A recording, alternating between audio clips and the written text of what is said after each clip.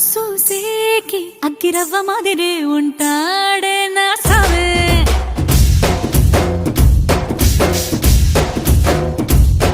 మెత్తాని పత్తి పువ్వుల మరే సంటో